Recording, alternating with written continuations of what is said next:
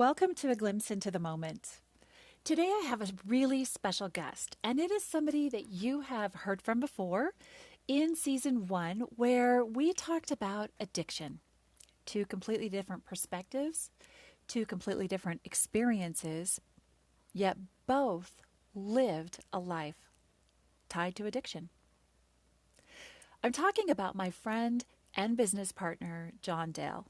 You might know him as Jonathan, you might know him as JD, or you might know him as John. You might not know him at all. Give a listen. Today we are having a really profound conversation about exercise and your bouncing in and out of it. Not the best way to put it. You know how you start exercise, you stop exercise. You start exercise, you stop exercise. Then you're mad at yourself, you're punishing yourself, you're shaming yourself. Somebody else is shaming you. Somebody else mentions that, oh, what size did you just buy? The way that we yo-yo around on being healthy, exercising, making exercise a priority. It has been John's experience, and it is now my experience that that is closely tied to how we feel about ourselves, how we're already honoring ourselves and showing up for ourselves.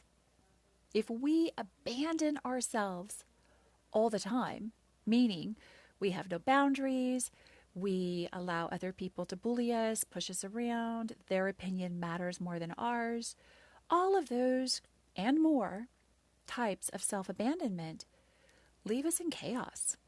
So how could we possibly put really feel good, great, positive energy into our physical self on a continuous basis? Stay tuned. Right after this quick break, we are going to hear from Jonathan Dale of Team Sharudo on his success story for finding a path to continual physical activity with a happy mindset about self.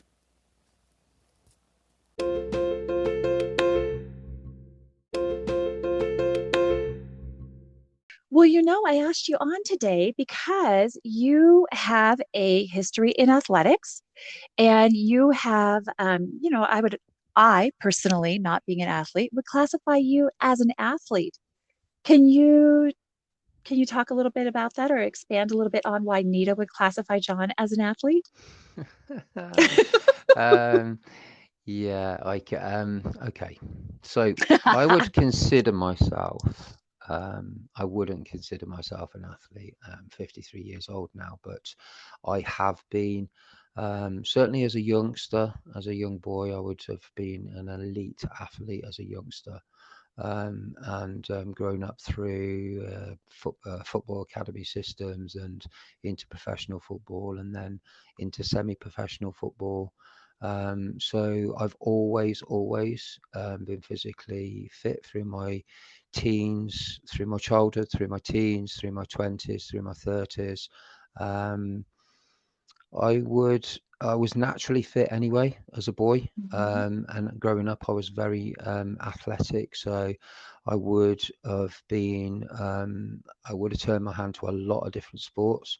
My chosen sport in the end was football, Mhm. soccer in America, In the US? in the Yeah. US.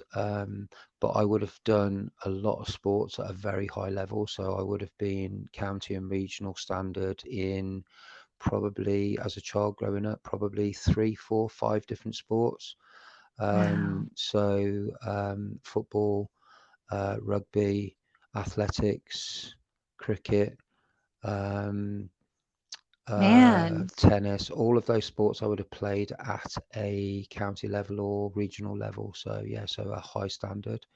Um, very high standard, more yeah. than most people Mm, do in their life with athletics.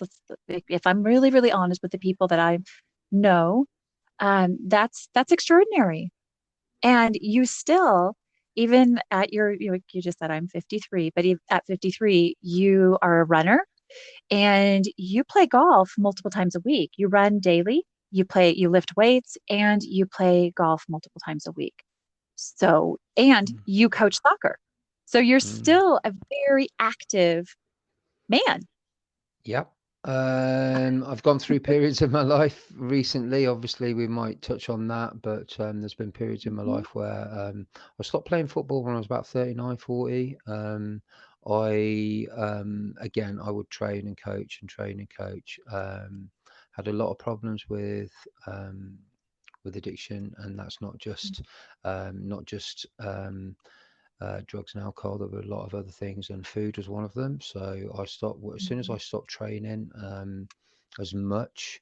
I think the body finds it more difficult when you have been that active mhm. during your life. And yeah, so there's been periods in my life where I put a lot of weight on, and I think people associate that with, like, yo-yoing in terms of weight and what have Yeah, you, losing weight, getting fit, putting it back on, um, you know, using and bouncing food, back and forth. yeah, using food very unhealthily. As a bit of a coping mechanism, one of many, I might add. Um, so yeah, but we're talking about physical fitness here, so and Mhm, how that relates. And I've always been able to get myself physically fit if I put my mind to it, because mhm, there's a lot of muscle memory there. There's a lot of it's something that I've done for the whole of my life. mhm. Um, so yeah, did that answer your question? I think. It did. No, it did. And Yeah. I kind of wanted to establish why this conversation is so relevant because you have a life, 5 decades, where you have been an active person, an above active person. And athleticism has been a major part of your life. But you mentioned it yourself. You yo yoed back and forth throughout that. And Mm, recently, in a conversation that you and I were having, and this conversation probably started a few months back, hmm and you brought forward that you realized you could feel a difference once you got balance with understanding and honoring and accepting who you were with your mental health, your social emotional health, and really showing up for Jon and meeting Jon's emotional and mental needs and setting boundaries that really protected what Jon needed through his day, through his week, through his month, through daily choices, that you saw a difference in how you were able to carry forward consistency in your physical activity. So I really wanted to talk about that with you. Mm. Yeah, no, absolutely, 100%. I talk about it a lot because Hmm. um, I It's an important realized, conversation. yeah, well, I mean, we'll go back and we'll go over some things that I didn't realize Okay. before. But to get to that point in particular is that just recently, and when I say just recently, I don't mean months, I mean years. So the Yeah. last 3 or 4 years, I realized that to get physically fit wasn't a problem to John. To Mhm. stay physically fit was, and I had to look at some of the reasons why that was happening, where I was trying to get physically fit and succeeding, but still feeling emotionally and internally very unfit and very sick. And I stopped drinking and drugging 3.5 years ago.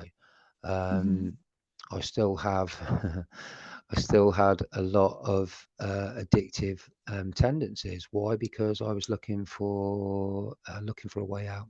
Looking for a solution Yeah. to problems that I wasn't dealing with, what problems that I wasn't facing, and sometimes some of that was to make myself externally look a certain way so that everybody would look and think, well, God, John's doing really well. He's got himself He's back got it. together again, and in actual Yeah. fact, I hadn't done any of that because I'd done none of the internal work. So 3 years ago, I realized that before I went back to any sort of physical trying to feel better physically, that I had to work on feeling better internally and feeling better, so working on my internal feelings and emotions and working on my mental health um, before I could start again on my physical health. And so that's brought about a complete change in John. So when I'm becoming physically fit,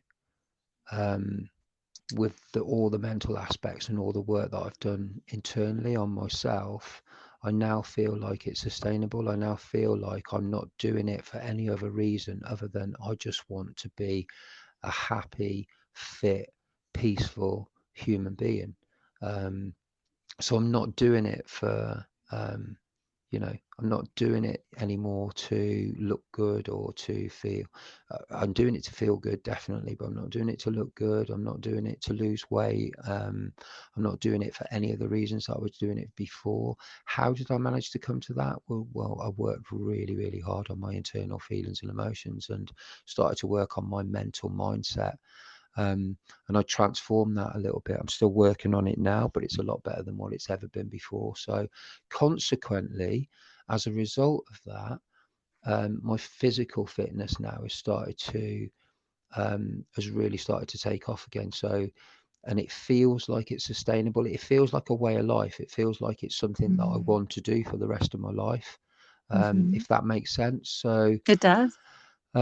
yeah, so I talk about that a lot, well, we're both, I'm a coach, so I'm a physical Hmm. coach, but also a mental coach. And the reason why I coach mental is because this is what I do, this is how I, I, I try to share with people how I come to the realization that um, as much as physical fitness is really good for mental health, and it's really good because I'm never going to deny that it is really good for you. It's good for your health. It can help with your mental health. However, if you're using it as a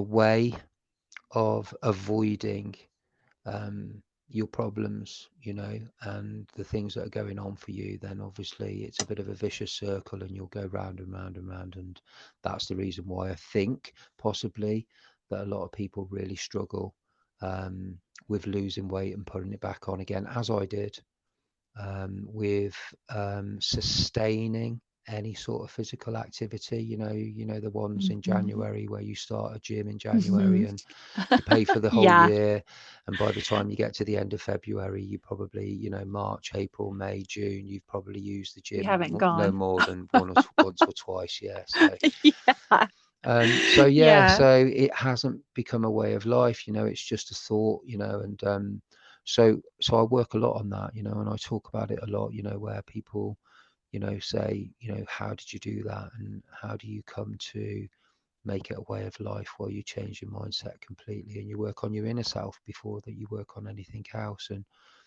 I'm really good friends with a lot of people now that they don't perhaps even do a lot of physical fitness, but it's surrounded by sort of mindfulness and it could be like meditation and yoga and stuff. They're really really fit people, but they work a lot on their inner self, and that's something that I'm quite keen on, and something that that um, point one, I really enjoy it. Um, yeah. I was in rehab once, and somebody said to me, like, you've always been physically fit, and I mean, like, literally, like, I could, um, I was just an athlete. I always was an athlete, like, right from a young age, like, I could run. I was a real athlete, and but I used the expression because I abused my body quite a lot, with food and drink and all the rest of it. I use the Hmm. expression that to get myself to a level that I needed to be at to be able to play at, to be able to play football or whatever. Um, Uh-huh. I use the expression of I train like a dog, and Hmm. when somebody pulled me up on that and said to me like, "What do you mean, like you train like a dog?" And I said, "Well, I knew that to be able to consistently abuse my body the way I was abusing it, that I needed to get to the level that I needed to get to. Um, I needed to train like a dog, I needed to train Yeah. like there was no tomorrow. And what that did was mentally that caused me to hate every minute of it. Oh, yeah. So, there It- was no enjoyment for me. It was literally I mm-mm. needed to do it to get to a level of fitness where everybody else was, because I was abusing my body so badly, and so these are the mindsets that I needed to get rid of, and a lot of others, by the way, like a lot of internal work, understanding myself and that as a person before.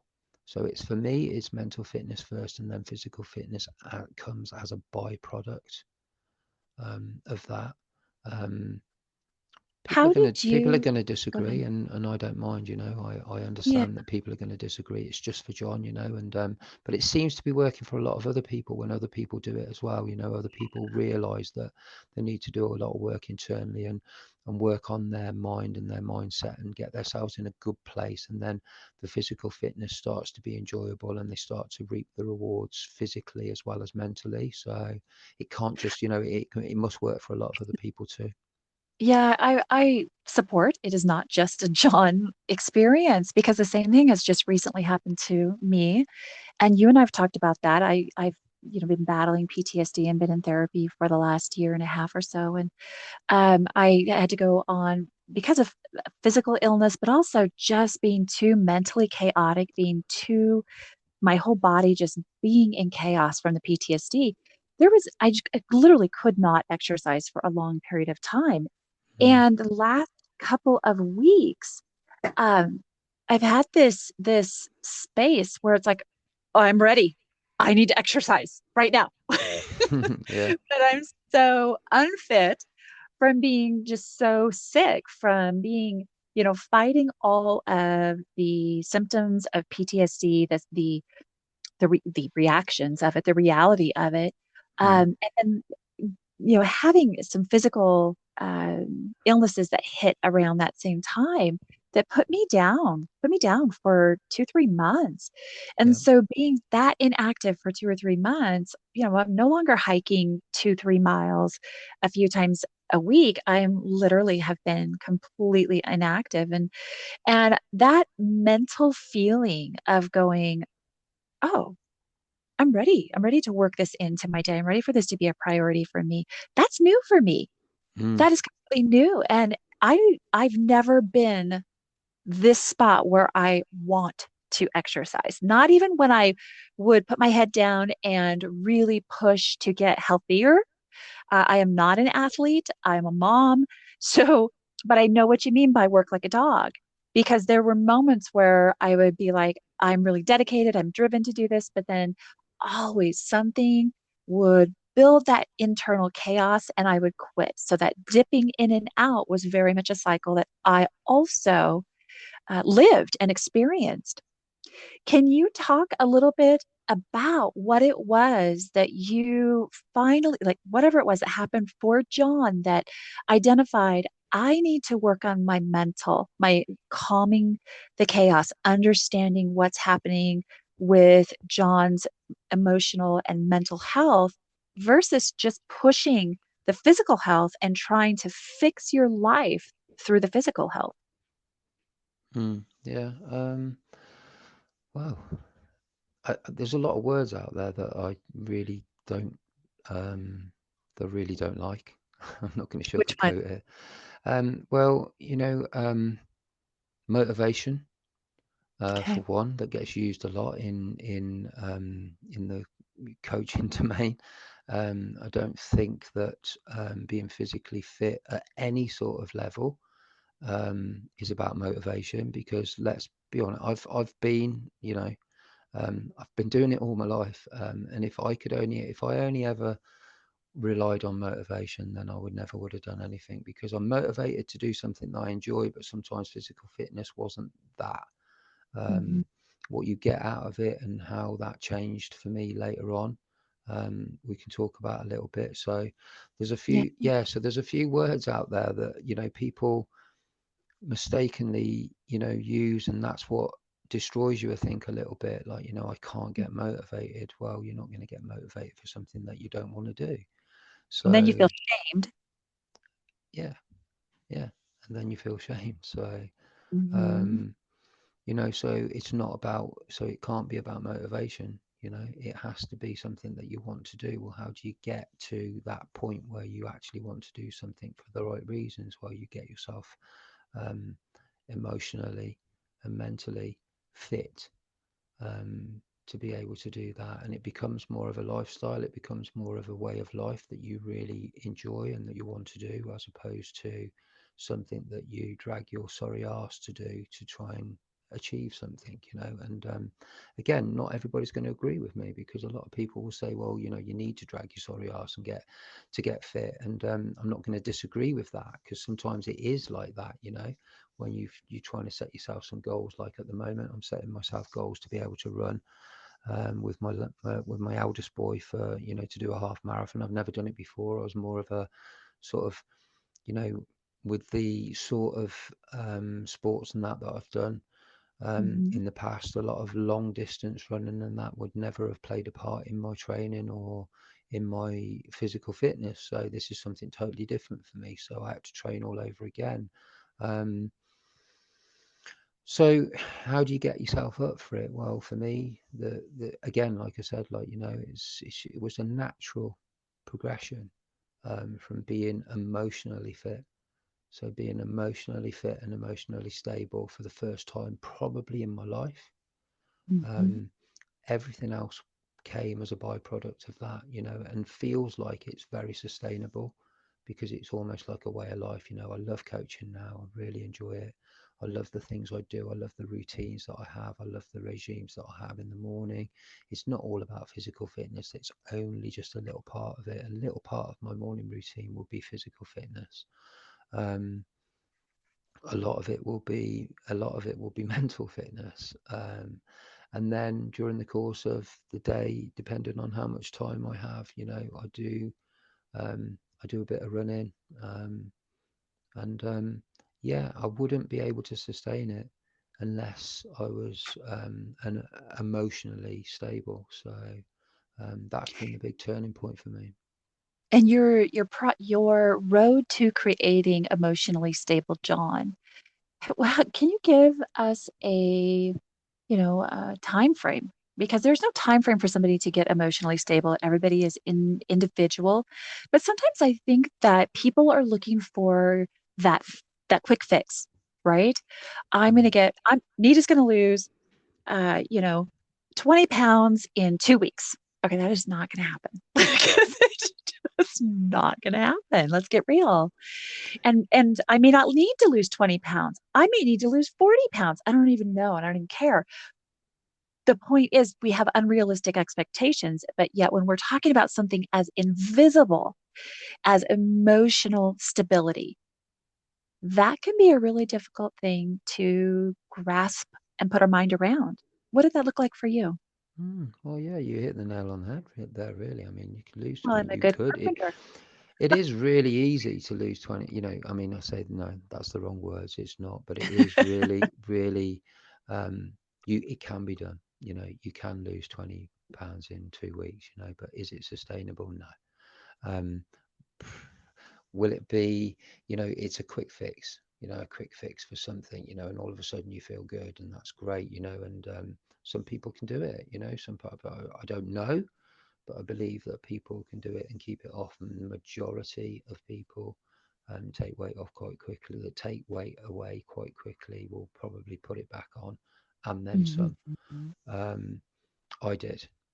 I took it off very quickly and then put it back on, and then slowly but surely I would take it off and then put more back on, and then take it off and then put more back on, because again, I was like a yo-yo. Why? Because I was like a yo-yo internally.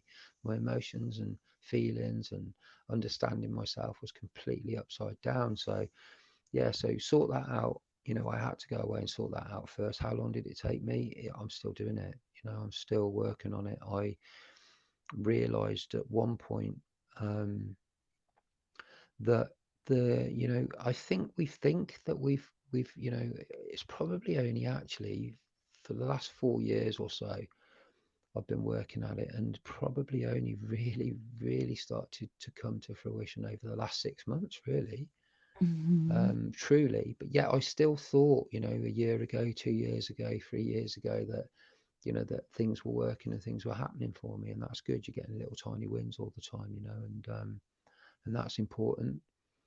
And I think that realization for me that I needed to do all the work internally and not worry so much about the physical stuff was a big game changer for me, because it allowed me to take my time over other things. It allowed me to, you imagine it's very frustrating for somebody that's been physically as fit as I have been in the past to Yeah. not be able to run at all. Like, I was so bad at one point that I just thought I'm never going to be able to do this again. Like, Hmm. walking and sort of being out, really struggling like with my physical fitness, like, and not only being able to run for a very short period of time, and realizing that it's a really, really slow process, but everything was a win for me. And sometimes that's easier for people because they've never been as physically fit as I've been in the past. Hmm. When you're coming from my background, it's a bit soul destroying to realize that you can't, that you literally can't do those things anymore, and having to understand that what you're capable of doing is limited in comparison. There's no limits to what you can do, but it is in comparison to what you've been used to in the past. And because I got my head around that, I was able to achieve quite a lot. I can remember trying to walk a 5K, which is local to my house, which I run on a regular basis now, all the time. It's one of my little routes that I do, It's like a daily and thing. I couldn't even get around half of it, and I thought, oh my God, what, literally. But taking myself away and realizing that it wasn't about those goals. The goals were more internal for me, and it was about realizing that that would come in due course. And sometimes it had to take a back seat. I had to stop doing it altogether, Hmm. and start working on the mental more. So there was periods where, I had to realize that the physical fitness had to go out the window. And it's only really been the last 12 months where I've really started to, sort of get Dial into into, it. yeah, yeah, Hmm. and I did. And I went from, now I can run 15K no problem whatsoever. Like, does it hurt? Yeah, it does.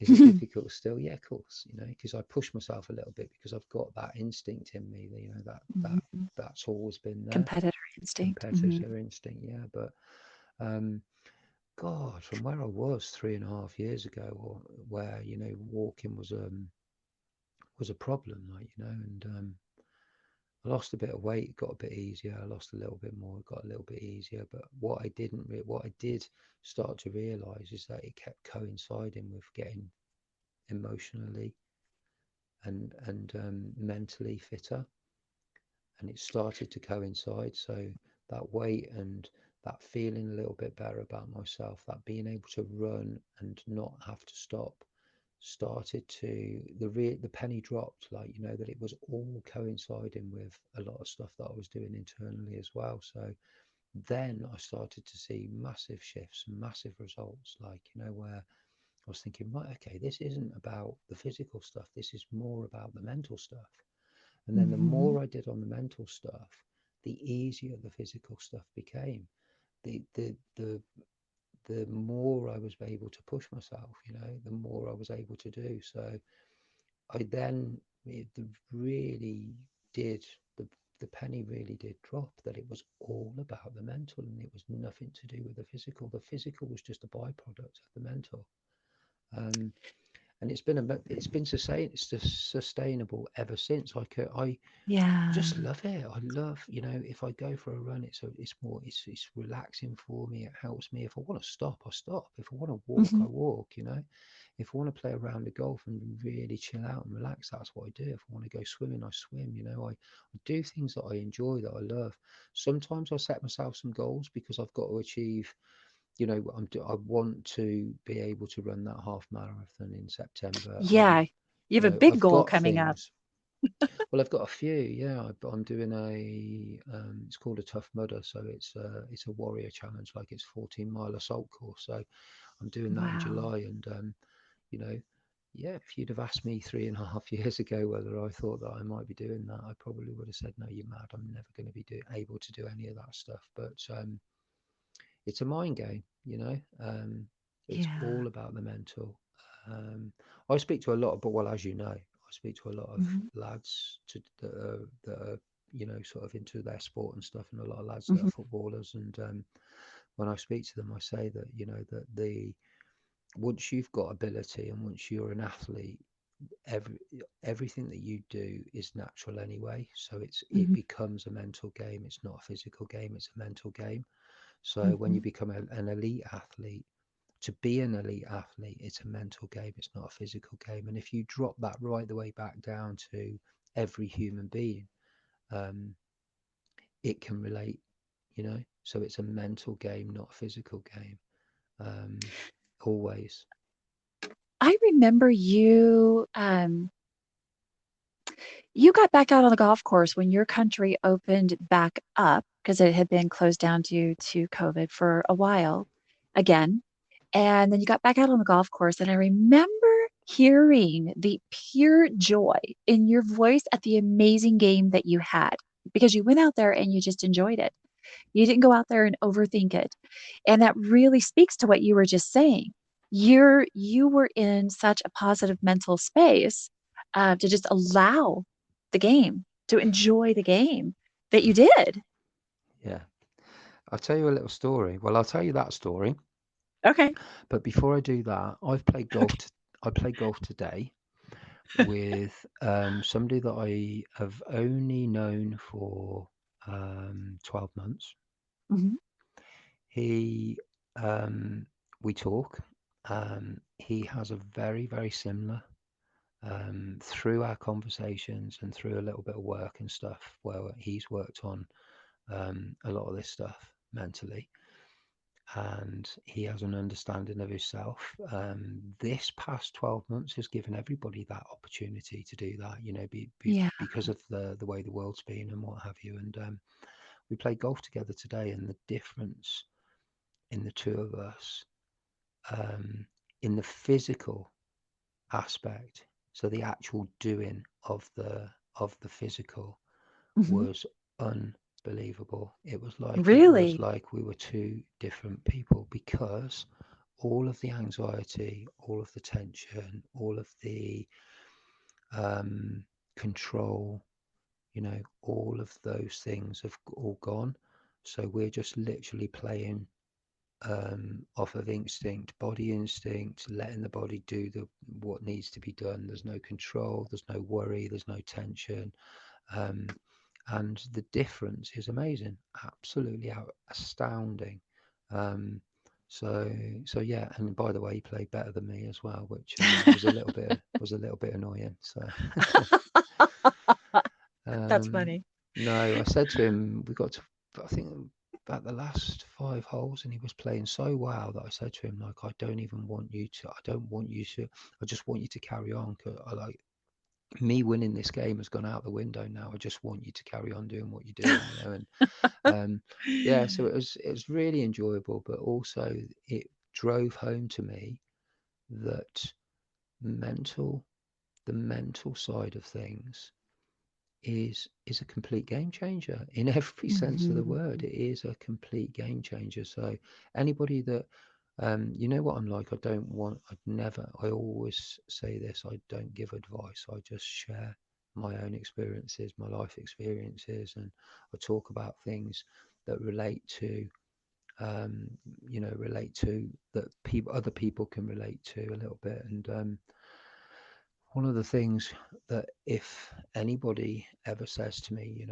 um, you know, if I want to get to a certain goal or I want to achieve a certain level physically, how do I go about it? And I always say, work on your mental, work on your the mental side of things, and the physical side of things will take care of themselves. As long as you're putting the work in. Obviously, it doesn't happen by magic. All of this is hard work, internally and externally. Um, but that's where the magic is. You know, if you want to do something, change your mental first, and then the physical will come as a byproduct. You said something just a moment ago, and then I'm going to have you tell that story, but I want to ask a quick question. You one of the roads to success on everything that we talk about in this journey of healing and being authentic and being genuine to yourself, it is letting go of and recognizing that you have no control over anything but your own reaction, your own action, right? That's it. That's all you can control. Mhm. And you Yeah. said something just a moment ago about not having control. And Mhm. so often when I talk to or I watch people about the idea of exercise and physical fitness and making it a priority in your life, it is control driven. It Mhm. is so you're controlling and manipulating everything about it being the priority instead of it just becoming the priority. You are, with all the ads and the marketing and the constant bombardment and the New Year's shaming of your resolution and friends and people with their comments about weight and everybody in the area around. I'm just going to narrow it down to around me. If I look at people who are so highly focused on that it is all about controlling their environment, making their environment um, fit that.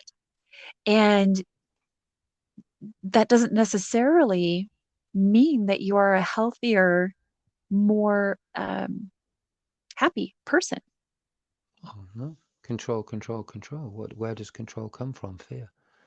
Well, we all fear of what? Fear of not being good enough, fear of failure, fear of not being successful, fear of, and that's where all the control, that's where we can't let go. So that's where we start to over control. We can over control everything, manipulate everything to try and suit our needs, instead when you let go of all of that and you stop controlling, um, all of a sudden you become in control.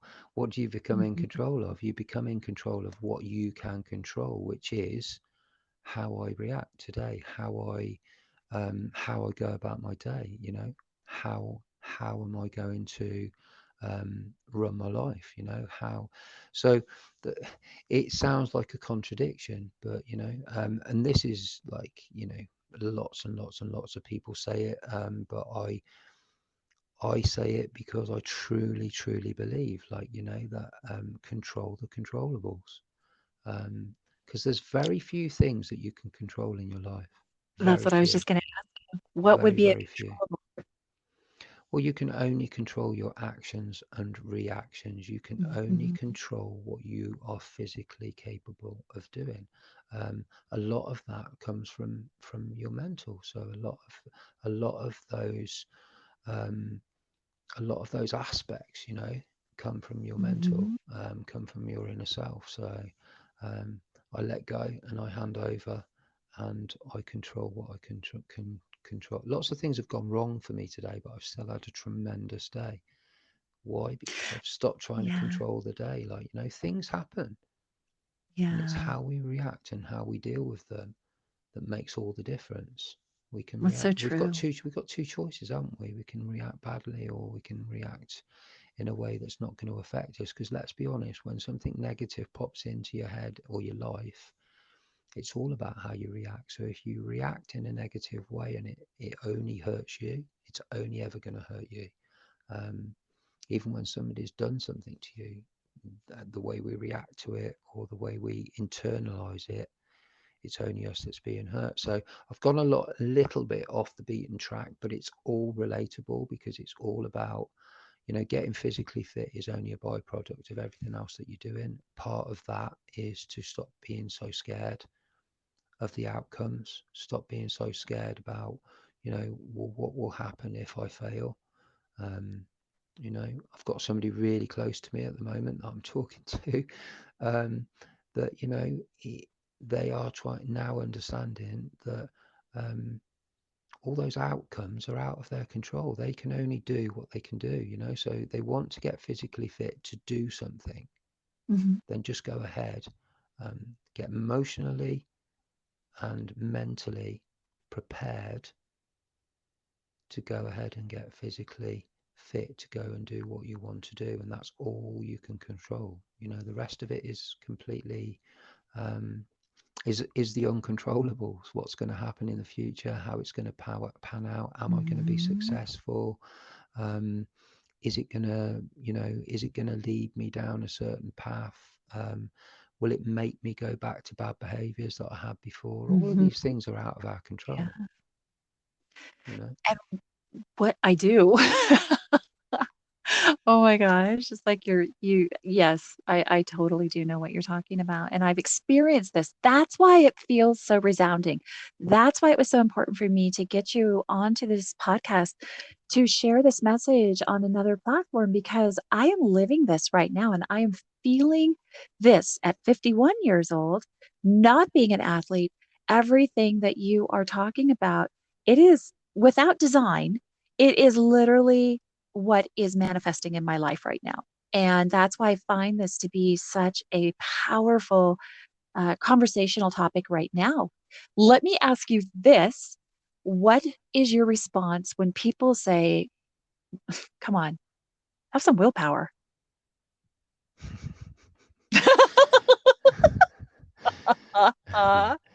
Um, well, I coach this, to be honest with you. The first thing that's, as soon as somebody mentions willpower to me, I, a cold shiver goes down my back because Yeah. I don't know anybody, and I've been around mental illness, I've been around addiction for a long time, and I don't know anybody who's got better through willpower. Um, it doesn't work. People will disagree if they want, that's fine. But you show me somebody that's sustained anything through willpower. Um, if they do, they're still very ill. They're still very, I've said this to you before in the past, and I don't know how some people listening back to this are going to react to this, but Okay. I um, I know people in recovery from addiction that have sustained um, the use of drugs and alcohol for a long, long period of time through willpower, nothing else.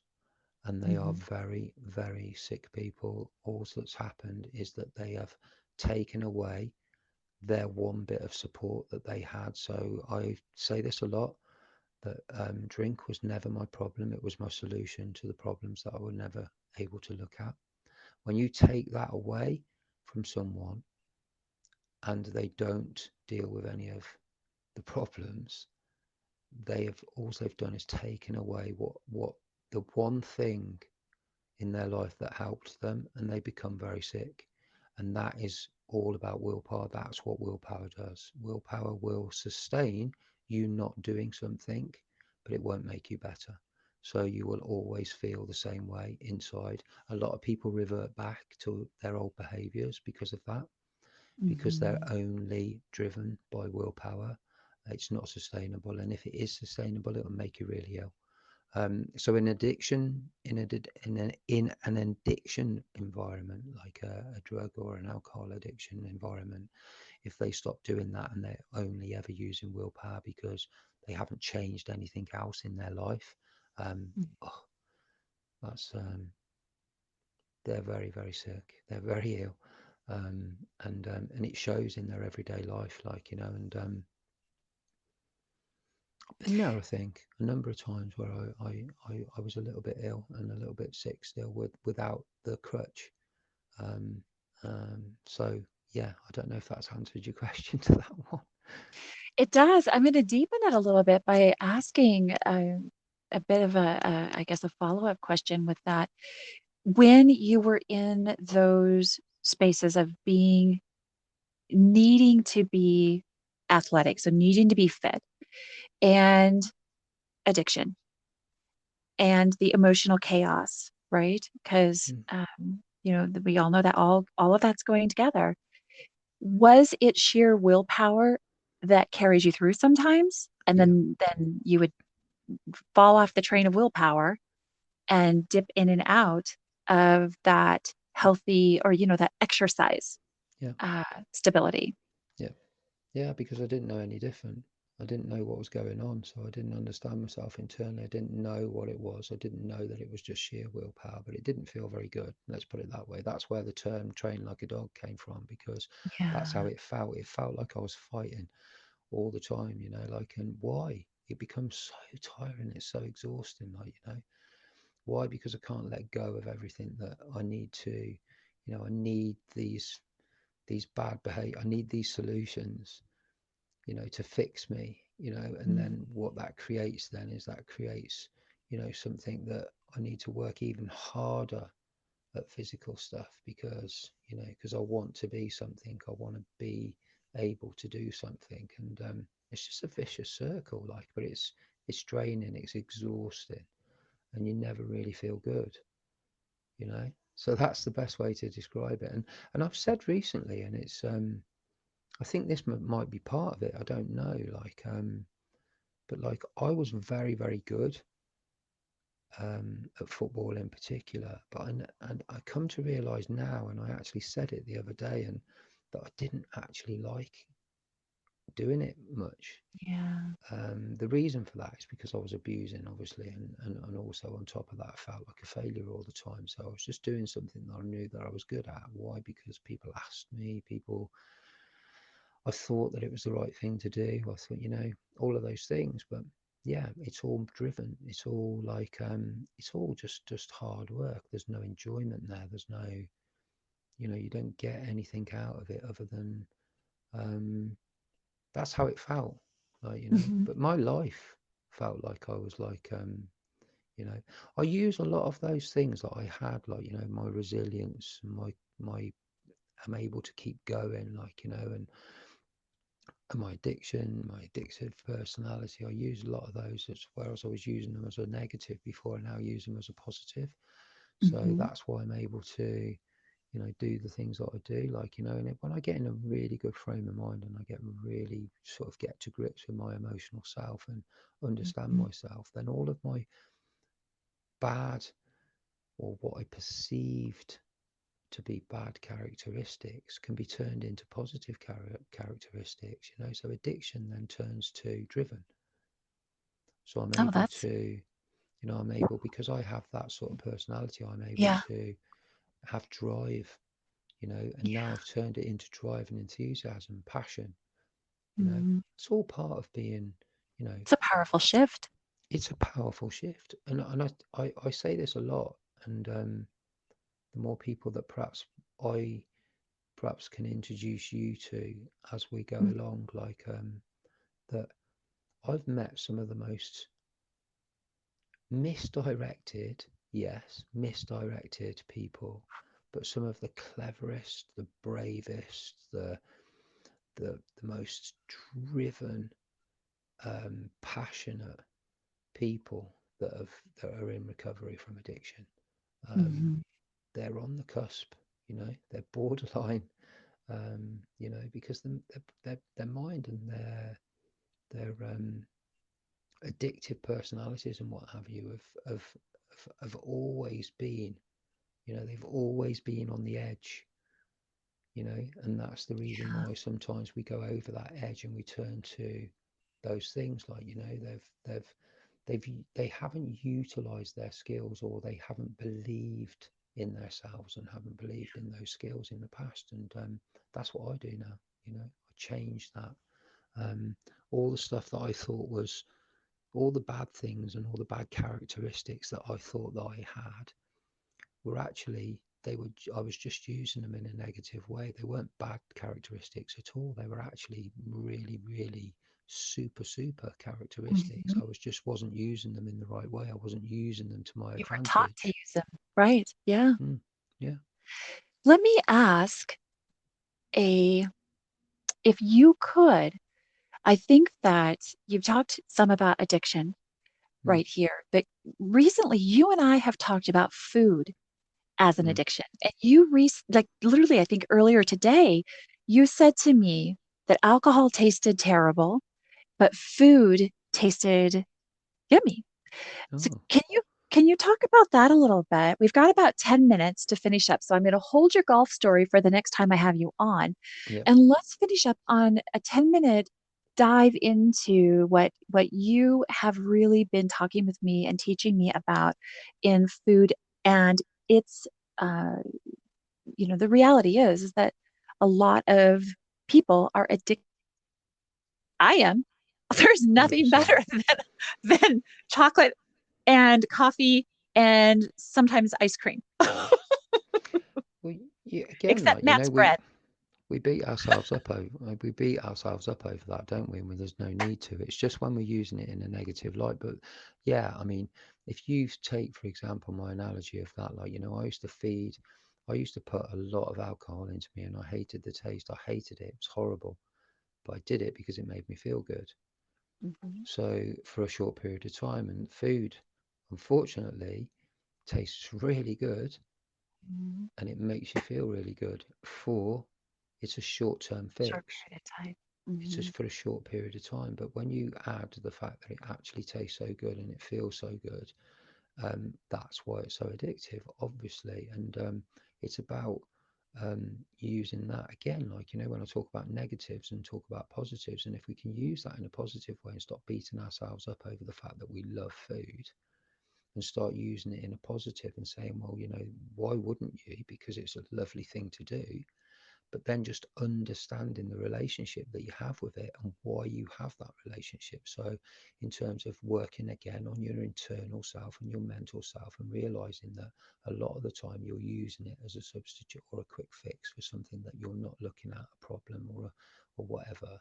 And then once you start to get to grips with that, you can still enjoy your food, still love your food, and still do whatever you Mhm. want to do, but you have a more healthy relationship with it. So you understand it a little bit better, and you're able to use it in a positive way, to enjoy, to have some enjoyment without using it in a negative way to make you feel. Because what it does eventually is it makes you feel bad, doesn't it? Because you put on whatever, you put on a lot of weight, and you don't feel good about yourself. Now, some people don't feel that way. Some people just say, well, no, I'm happy with the way I am.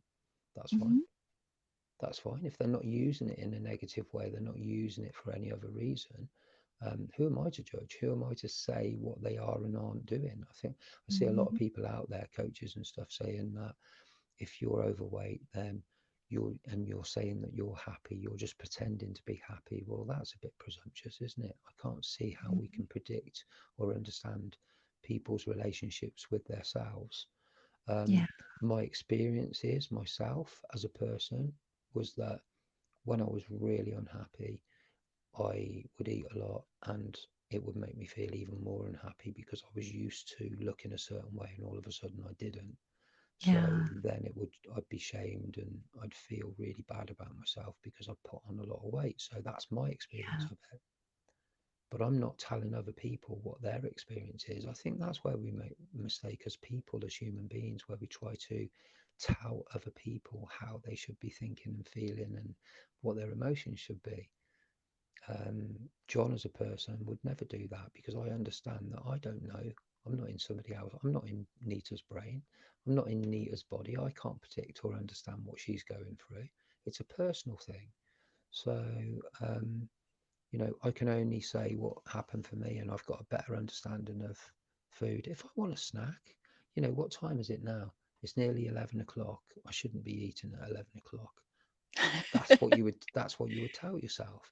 Yeah. Normally, I would stick to that and I'd say, no, come on, you don't need to. But do you know what? If I decide that I want to go and have a snack now, that's exactly what I'm going to do. Um, but is that bad for me? No, it's not. It's understanding why and how. If I'm doing it because I'm really depressed and I don't feel very good about myself, and now I'm going to go and and then I'm going to go and eat, then obviously I need to understand that as well. I need to understand why I'm doing that. So it's all Well, relative. it is all relative. And I think one of the things that you were the first person that Nita could hear. Now, it's not to say that other people hadn't said to me that exactly what you just said, right? Weight is, it's up to that person. I cannot think of all the eloquent things that you just said. So people just hit your rewind little tab there for a second, go back, replay what Jon said, and then apply it to what I'm going to say. So, Mhm. But you were literally the first person that I felt emotionally safe enough to be able to hear. And when I was so sick, what, 9 weeks ago now, I was so Mm. sick. I was literally bedridden for what, 3, 4 weeks? Yeah. 3 weeks, didn't drive until my fourth week. And even then, it was like I drove like down to 10 minutes away and then I had to go home and go to bed. I was so upside down. And preceding that, I had had such extended periods of heightened PTSD, depersonalization. My body, my entire system was in overload and in chaos. Controlling my eating in the late hours of the night was the least of the things that I could control, let alone adding exercise. And and I was stuck in this little cycle of self-punishment, Mm. right? Yeah. Eating and then punishing, like mentally shaming myself and thinking all these terrible things that people might think about me because I had put on weight. And you were the first person in my life who really created a safe space to be like, your weight doesn't matter right now. Nothing about anything physically matters except for No. getting you healthy, getting Yeah. you well, getting the chaos to slow down and calm down. Mm. And had you not really led that charge into my brain, I think that my recovery time frame would have been substantially longer because we can create those unsafe places for ourselves that keep us in chaos. And that's what I would have done. Mm. And it's important. It's a really, really important. There's so everywhere you turn, people, for whatever reason, I don't even know the reasons, but they judge, they shame, they point fingers, they gossip. And until we can create a society free of that, we're always going to have to be able to steel ourselves against it, or and or find places where we're emotionally safe, emotionally accepted to begin to thrive and to begin to heal in. Mm. Yeah, no, absolutely. Well, see, the thing is, as well, is that if you, society has created those stigmas, but then what we do as people is that we do that internally as well. So, like, you hit the nail on the head, like, because it will be me. It won't be at 1 o'clock in the morning in your own house. Somebody isn't going to be pointing the finger or like, but you're going to be doing it yourself to yourself internally. Why? Because we've created that as a society, what's acceptable and what isn't acceptable. What I'm saying is that if there's a period in your life where you need to eat but work on yourself emotionally and you need to sort what's going on for you mentally. You can't do the two things. You have to do the one thing first, and then as a result of that one thing, then the other thing can be challenged and can be looked at and can be changed into a positive rather than a negative. And because that's all it is, your relationship with anything could be a relationship with a person, place, or thing. It could be a relationship with food. It could be a relationship with whatever. you know, um, when it is being done as a quick fix to how you're feeling, when it's a negative feeling, then obviously that can never be a good thing. That is never going to turn out very well for you. So you have to change the narrative on that. And most of it, to be honest, I mean, when I talk about stigma again, there's lots of people that don't agree with me, and I understand why. But when I talk about stigma, and there's a lot of stigma, and we talk about it, like mental health stigma and what have you, I hate labels, you know, Mhm. I hate labels. I think it's just a lazy way of not being able to deal with stuff. But so we create a lot of the stigma ourselves Mhm. internally. John created 90% of the stigma that surrounded him with how he was. Of course, it's in society. Of course, people are going to point the finger at me and say, Jesus Christ, he was a fit guy, and look at him now. Mhm. Look at the state of him. Of Yeah. course they're going to do that. But do you think they could beat me up more than what I was beating myself up? No, No, but it sure didn't help. no, no, it didn't help. And we've Didn't. created it as a society. But like I say, we perpetuate it as people internally as well. So, yes, this is a fabulous conversation that could go This on has for. been a fabulous conversation, and it could. Mm. 2 minutes left, and then I'm going to wind us up. do so kind of twofold here. Is there anything that you want to share? And I recall you saying you were just talking about if you need that food for a reason, and I leaving active addiction, and for me, breaking abuse, um, you know, leaving active addiction, your body needs the sugar to cut the alcohol cravings. I remember you saying something about that. So maybe you could Mm, touch on that. mm, And leaving abuse, you're in so much chaos. The least of your worries, quite honestly, is being strict with your food. So, mm. if you just wanted to close us out on that, and Well, yeah, again, we could quite easily beat ourselves up, and the best advice that I ever received was like, like stop, don't worry too much about, you're gonna get when you stop, um, when your body is going to start craving, um, it stops craving the alcohol, but it craves the sugar. So what happens is that that's a twofold effect. So we need to just sort of take it easy on ourselves and not worry too much about craving sugar. So craving sugar and having sugar. So like I used to feed myself with lots and lots of sweets. Um, mhm, I still can be a sweet person. Like, I can still go and buy a big bag of sweets and eat them, demolish them. Um, but yeah, and not to beat yourself up over that, because it's better than reverting back to what you were doing before. So to have a bag of right, sweets is better than to do what I was doing, which was to have a bottle of vodka. Um, yeah, but the sugar, you see, you don't realize as an addict, well, we do if we're clever enough, but we don't really sort of see it, that it has a huge amount of sugar in it. And mhm, our body becomes so used to that sugar rush that not only do we crave the alcohol, but we also miss and crave the sugar. So the best advice I ever got was, and it was very nice as well, by the way. Um, it was to feed that sugar craving for a certain period of time while you got over the alcohol craving, and then slowly but surely, obviously, with all the work that you need to do on yourself internally, you can start to reduce that a little bit. So it's all about not really worrying about the right things at the right time, I think. yeah, Doing the right prioritizing what your body needs. prioritizing instead of beating yourself up and trying to do everything all at once. Um, I mean, the That's so worst thing in the world smart. is to try and stop. If you've got a couple of addictions that are really bad for you, and then two or three that aren't so bad for you, then carry on doing the two or three that aren't so bad for you for a little while you got rid of the others. Yeah. So that's the best advice for me whilst you're working on yourself, because this is all about work. Let's get real. Let's be honest. This is hard fucking work. This isn't easy. Sorry, I've just swore on your podcast.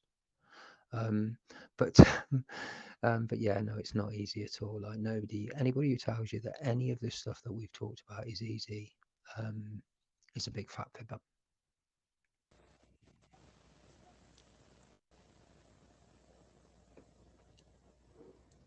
I think my phone timed out for just a second there. Okay. Was there was there anything else that you wanted to share with our listeners? No, uh, no, I mean, I think that's a great place to finish. Is the fact I that think so too. don't beat yourself up. Don't try and do too many things at once. Realize that this is a mental. It's always a mental thing first. It's always a mental thing first. The physical stuff that you want to, the things you want to achieve in life, whether it be physical, whether it be job, whether it be relationships, whatever it may be, it all starts with how we feel about ourselves. So true. So true. Jon Dale, Team Sharudo, What's Up organization, and working with me on A Glimpse into the Moment. Always a pleasure, my friend. You are just an absolute shining star. Thank you so much for coming on. And I look forward to our next conversation on here. Thank you. Thank you for having me, Nita. You're welcome. I'll talk to you soon. Bye, Jon. Take care. Bye.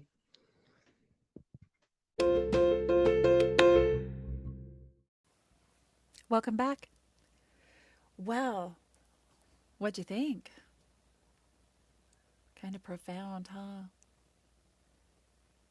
Jon is an amazing resource, an amazing friend, and quite honestly, a very, very powerful business partner.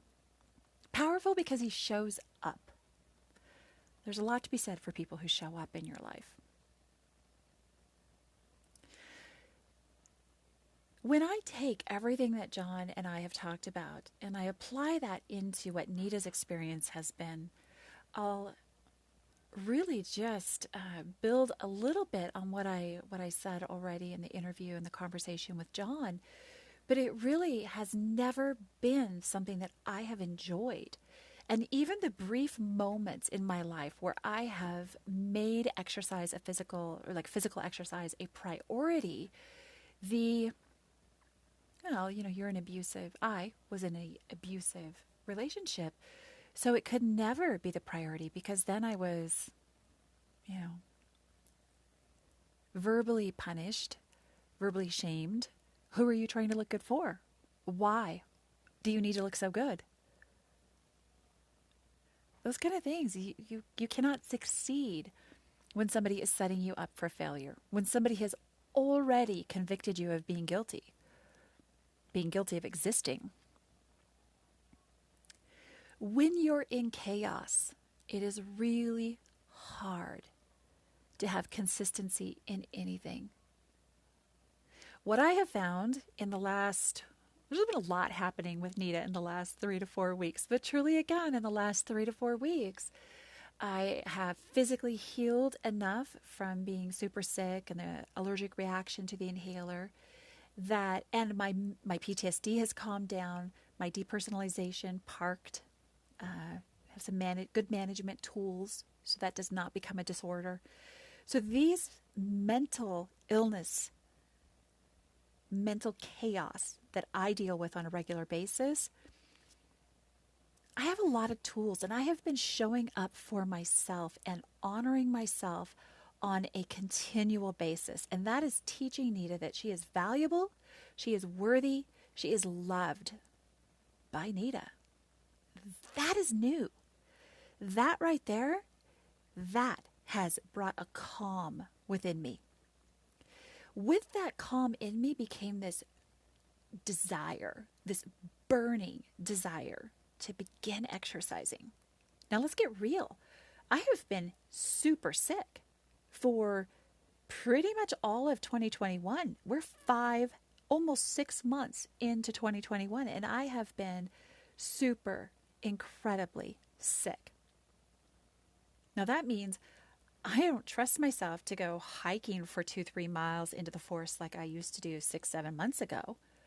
I don't trust myself to even go for a walk down the mountain I live on without having to sit on the side of the road coming back up. I have lost strength. I have lost physical abilities that I used to take for granted.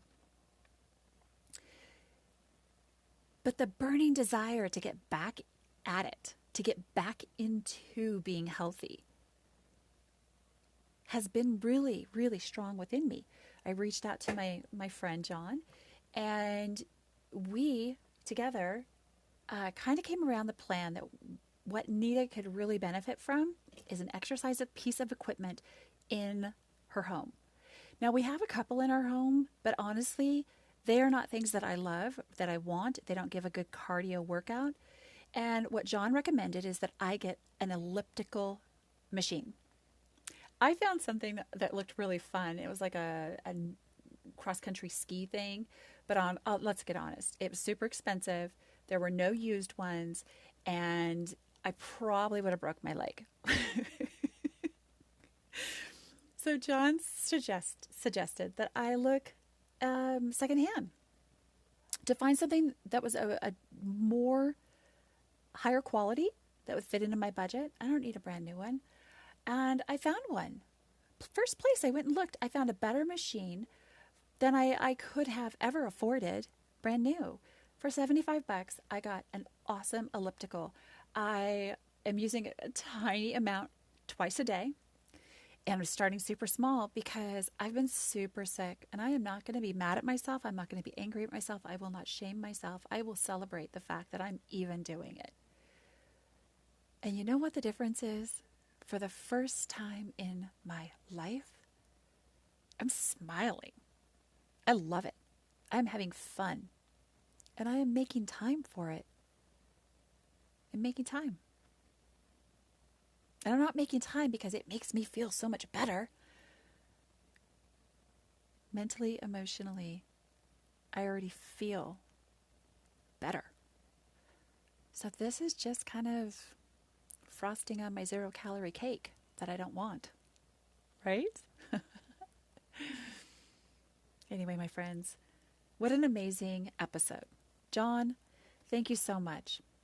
Everybody who is tuning in, listening, and sharing the podcast, I appreciate each and every single one of you. I love the feedback. I appreciate everything that you guys do.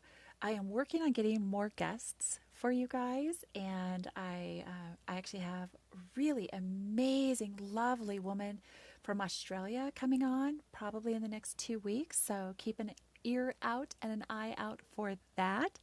Dawn is positively amazing and talks about narcissistic abuse from as a child, from your parents, from your mother or your father. So really looking forward to having her on the show. Thank you, everybody. Thank you, Team Sharudo over on Instagram. Follow me, A Glimpse into the Moment, and give us a follow over on whatsup.org. Have an amazing day.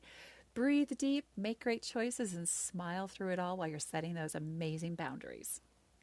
Bye, everyone.